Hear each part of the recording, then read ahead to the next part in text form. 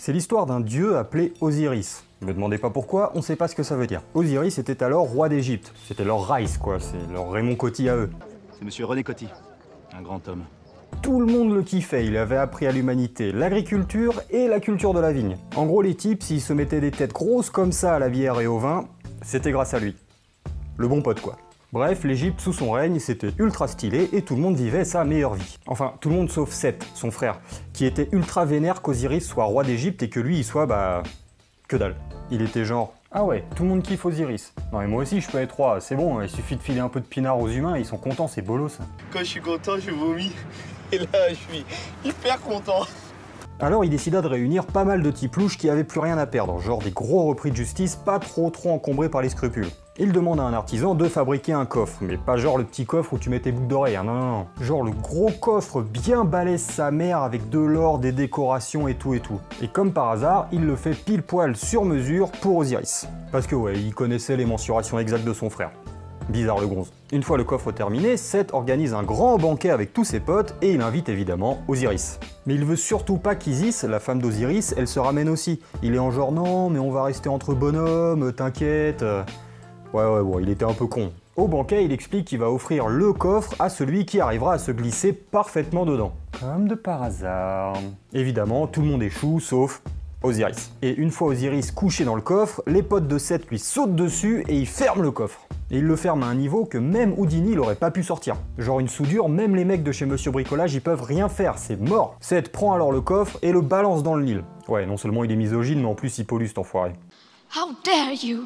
Pendant ce temps-là, Isis chill tranquillement chez elle, mais elle se dit quand même ça fait longtemps qu'il est parti Osiris. Et vu qu'il a pas l'habitude de picoler des masses, elle se dit qu'il y a peut-être un problème. Alors elle part à sa recherche et elle tombe sur Seth en train de fanfaronner avec le sceptre, la couronne de pharaon et tout le bazar. Et vu qu'elle est pas teubée, elle comprend bien que Seth, il a dû faire du mal à son frère, du coup elle flippe de ouf. Elle est tellement en bad que Ré et Thoth, qui sont dans le ciel à ce moment-là, au calme, se demandent ce qui se passe. Isis se précipite alors chez sa sœur Nephthys et lui demande de l'aide. Ça a beau être la femme de Seth, Nephthys aime sa sœur, donc elle accepte. En plus, elle en a plein d'autres son mec, et puis de toute façon ils s'aiment pas. En chemin, les deux sœurs apprennent le complot du banquet et l'histoire du coffre. Elles suivent donc le cours du Nil et se retrouvent à Byblos, genre hyper loin. C'est loin, mais c'est beau.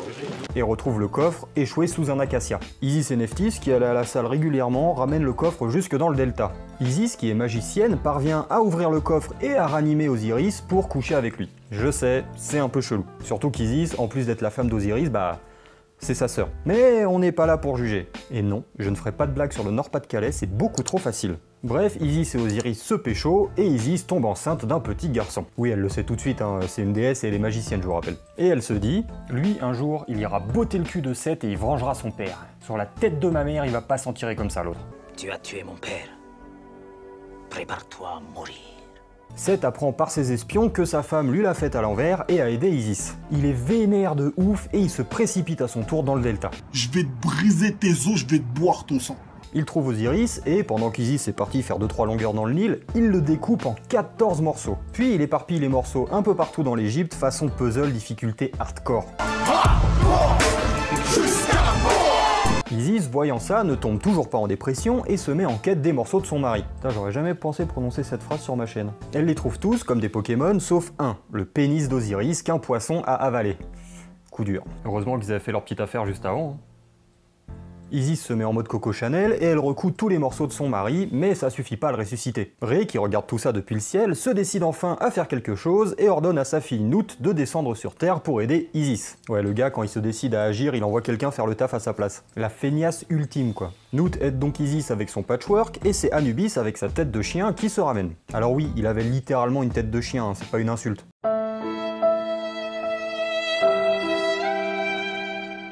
Anubis découpe des petites bandelettes de lin et enveloppe le corps d'Osiris avec. Et paf!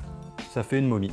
Mais Osiris, il est toujours pas vivant. Il faut que Thoth, avec sa tête d'ibis, et c'est toujours pas une insulte, vienne pour rendre le souffle de vie aux Maccabées. Osiris, Osiris, Osiris revient. Désolé. Osiris, une fois ressuscité, refuse de redevenir roi. En même temps, la dernière fois, ça lui a valu une noyade et un découpage en mode gigot, donc bon, on peut le comprendre. En plus, le mec se réveille à peine et il découvre qu'il a plus de zob, alors forcément, il est pas hyper chaud pour recommencer, quoi. À la place, il préfère aller s'installer sur la rive ouest du Nil.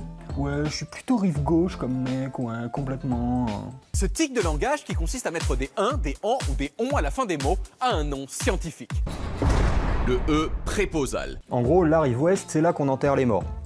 Pas hyper glamour comme quartier. Le mec, il peut devenir roi, et à la place, il fait « Non, mais moi, je vais plutôt prendre un petit T2 en plein milieu du Père-Lachaise. » Ils sont vraiment chelous, les dieux égyptiens, parfois. Bref, le gars devient quand même roi, mais roi des morts. Pendant ce temps, Isis, elle devient mère célibataire en mettant au monde le petit Horus. Alors le bébé a une tête de faucon, mais ça a pas l'air de la perturber plus que ça. Je suis spéciale! Évidemment, elle accouche à la maison, planquée dans des fourrés de papyrus, bien cachée pour pas que Seth y capte le bail et qu'il aille zigouiller le fils après avoir tué déjà 2 fois le père. Elle élève donc son fils toute seule et en secret, en mode maman courage, et lui raconte l'histoire de son père afin de bien énerver Horus et de lui expliquer que son oncle c'est un sale con. Une fois adulte, Horus, bien vénère comme il faut, décide qu'il est temps de se faire justice. Il décide donc d'aller chercher son oncle Seth pour le goumer et reprendre le trône de son père. Mais ceci est une autre histoire. Et je fais très mal le mime de la pipe.